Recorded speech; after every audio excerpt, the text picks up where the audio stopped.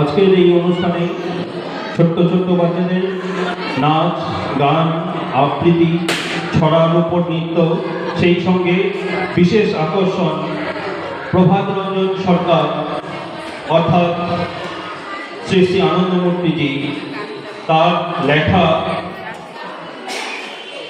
একটি নাটকের উপর নাট্য অভিনীত হবে।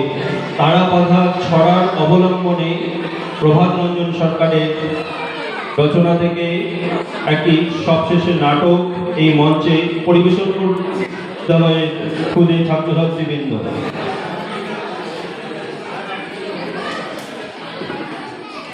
অনেক অনেক ধন্যবাদ প্রধান অতিথি ডক্টর বিভাস রঞ্জন রায় মহাশয়কে।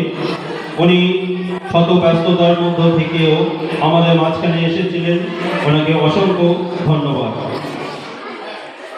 Now the dance performance will be performed by the students of Birhata Anandamart Prathamik Vidyalaya.